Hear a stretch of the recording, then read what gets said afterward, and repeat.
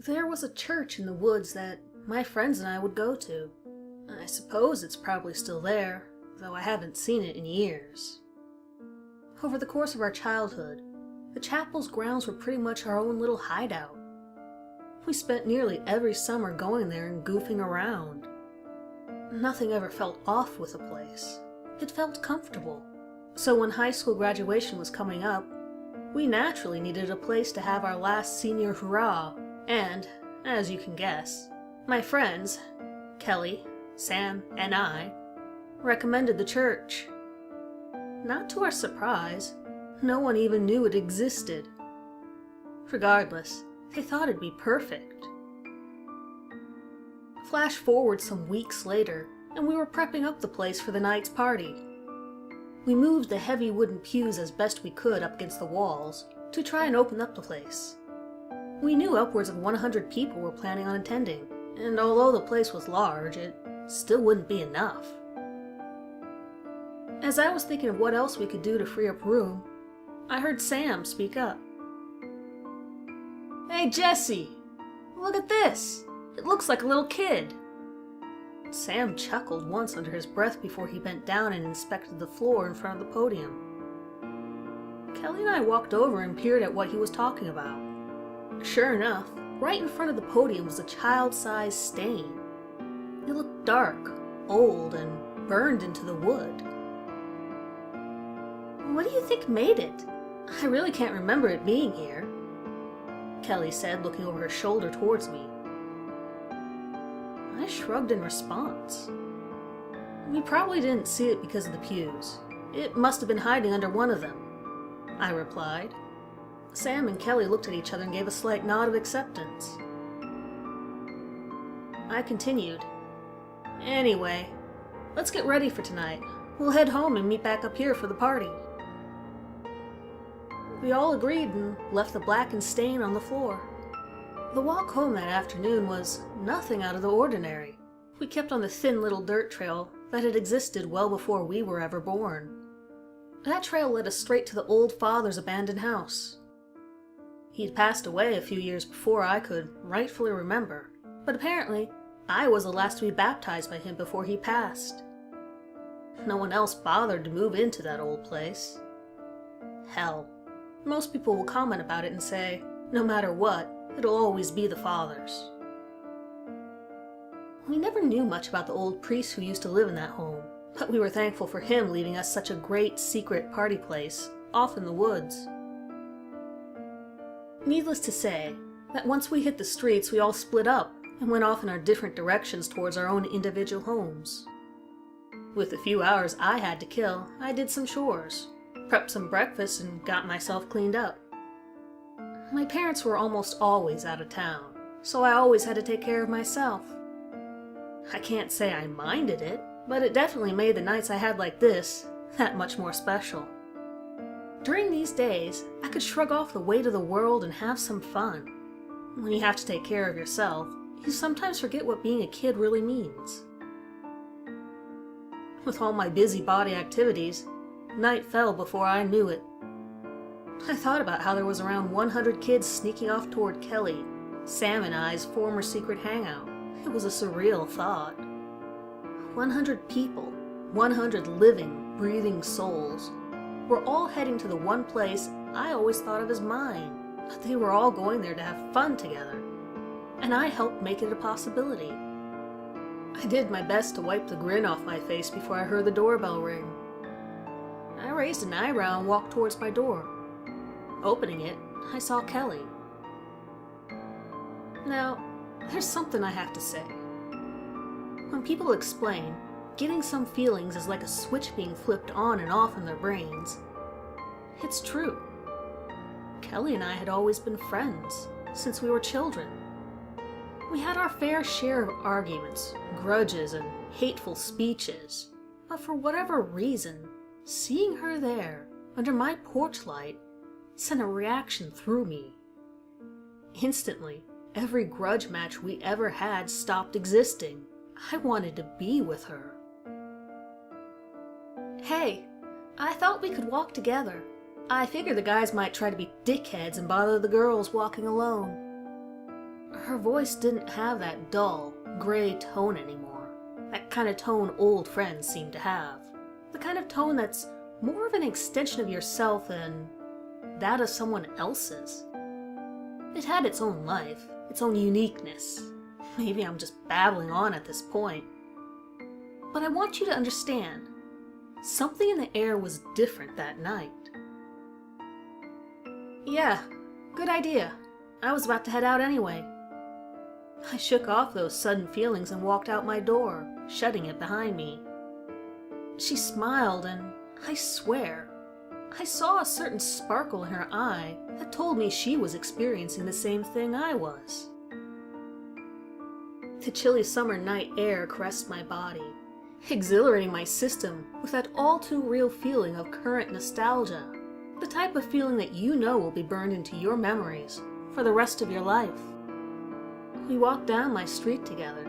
I just about worked up the courage to reach for her hand before I heard her speak. Is that Sarah and Chris? When did they hook up? I diverted my gaze from the ground to see the two of them wrapped up in each other's arms. Huh, I don't know. I thought they hated each other. Kelly turned to face me and let loose a sweet-looking smile. I guess tonight's special for everyone. We walked near the old father's house and crept onto the property. I looked up into one of the windows and could have sworn I'd seen someone looking down at us. I kept my eyes on the figure until we made it to the backyard. Strangely, it wasn't the first time I felt watched around here. It was just something I got used to. After we passed by the window, my attention was on the trail that I had walked over so many times with my friends. The trail leading off into the forest now had been altered. It was larger, with all the recent foot traffic. It made me feel a little upset, knowing that this trail was no longer just the three of ours, but now the whole senior classes. Together, we pressed on, occasionally passing a few spare couples that couldn't wait to get to the church to party with each other. The closer we got, the more the air felt different. And sure, part of it might have been sprouted from the smell of alcohol that now permeated from the sweat of nearly everyone we passed. But there was something else. It was almost like smelling helium. It felt lighter than normal oxygen going up into my lungs. I knew I wasn't going crazy either. A few people we passed made comments of feeling lightheaded and seeing a red mist. When I heard that, I kept my eyes open. There certainly was a reddish haze on that dark night, but I couldn't quite see something as thick as a mist. Before too long, we reached the old holy grounds. The entrance looked like it was overflowing with people, but fortunately, the music from inside managed to fly through the open air with a fury, allowing people to extend the party under the night sky. Several people outside must have started a bonfire a few minutes before we got there. In the large clearing, students were dancing around the blaze, with their shadows exploding and violating the grounds around them. I'm not sure if it was my dazed state, but they looked surreal. Their shadows seemed to move of their own volition around the fire. I felt a tug on my shirt, separating my eyes from the dancers. I turned them onto Kelly as her eyes lit up, and she started to jog forward. I squinted my eyes, the red haze stronger now, to wherever she was running. I saw Sam with Kelly's best friend, Riley. I shook my head clear with a smile parting my lips. Sam had spent middle school through senior year with the biggest crush on that girl, and he finally got her to take a shot with him. I followed just behind Kelly as she stepped up next to Sam. "Oh, hey guys, look who I've got here." He nudged Kelly's friend with his elbow before wrapping his arm around the back of her waist. "Finally gave in?" Kelly said smugly to her friend before she pulled her away from Sam to gossip with her. "Looks like you're having a good time," I said while turning my head to spy on the girls. "Yeah, tonight's something else, you know." I turned back to look at Sam. He had a sincere smile planted on his lips. When I think of him, that's how I like to imagine him. Happy and comfortable. My thoughts were interrupted by a cheer coming from inside the chapel. As the line outside grew thinner, I looked over at Sam, who returned my confusion. There would be no way this many people could fit inside.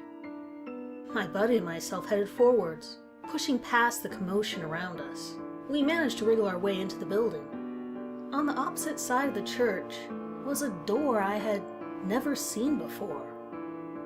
Just beyond the podium, false wooden paneling had been torn down, exposing this new space.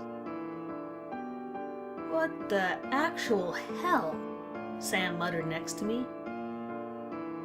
I felt something inside of me start to get angry.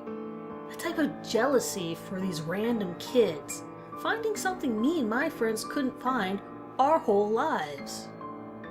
I blew past Sam and went straight for a blue-eyed, white-haired kid on the podium.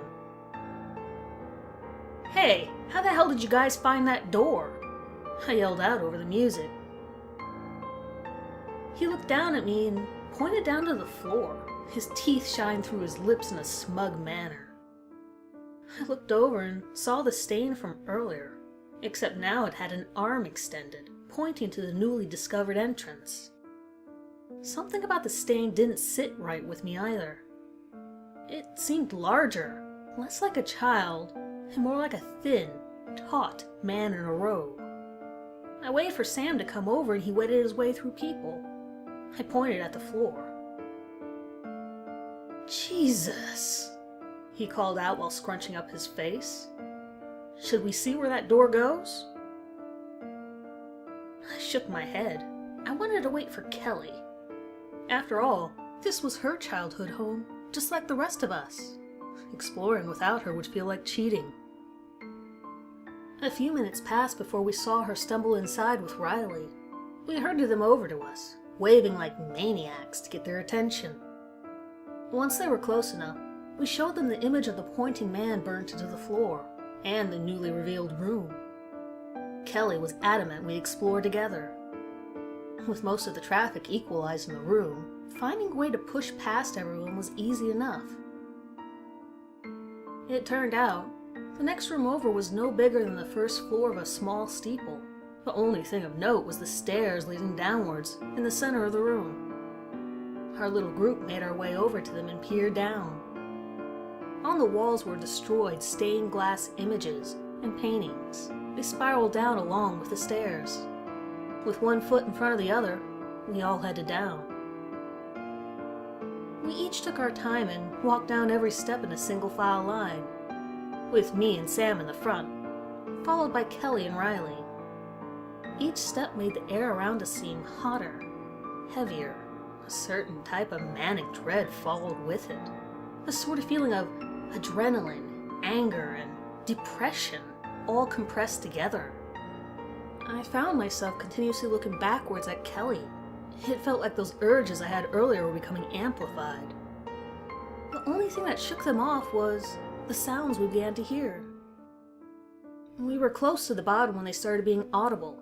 They sounded like moans and gasps, all very sensual in nature. At this point, I wanted to turn away. My mind was already cluttered with thoughts about Kelly. Whatever was down there wasn't going to help. That's when I felt Sam's hand rest on my back, coaxing me downward. I pushed the thoughts of leaving out of my head and entered the opening at the bottom of the stairs. A large stone door was propped open, exposing a large, cavernous room. Directly across from us, on the far wall, was another stone door. Thick red mist billowed out from underneath the door, suffocating all the oxygen around us. What replaced the air was the same helium type of gas from outside, but amplified to an overbearing level. I managed to snap out of my trance to look around. To my horror, I saw things. Shadows of people reaching out towards lifeless skin suits of students who were stapled against the walls. The shadows used their lengthy fingers to caress the teens' bodies. In response, the skin suits flinched in spasm, akin to getting hot grease splashed onto their bodies. "We need to get out of here now," Kelly whispered, her tone begging for support. I heard laughing coming from Sam and Riley. I glanced towards them and froze. Their mouths gaped open, Sam behind me and Riley behind Kelly. The black voids inside of their mouths revealed a second pair of teeth, grinning behind the lifeless mouths of my friends. Several shadowy fingers ripped their way through the skin on their hands. Chunks of meat fell to the floor. Sam's eyes were glazed over in erotic euphoria. I wanted to run, but with Sam directly behind me, I knew that was scarcely possible. Kelly must have felt the same way, as we were both forced into the room that lay in our path. Sam reached his gangly arm upward, mouth still hanging agape, and he was pointing towards the door across from us. Kelly was shoved next to me, and she yelped from Riley's touch against her back. My head turned away from her towards the door. When my eyes focused on the stone, I noticed another burn mark start to appear.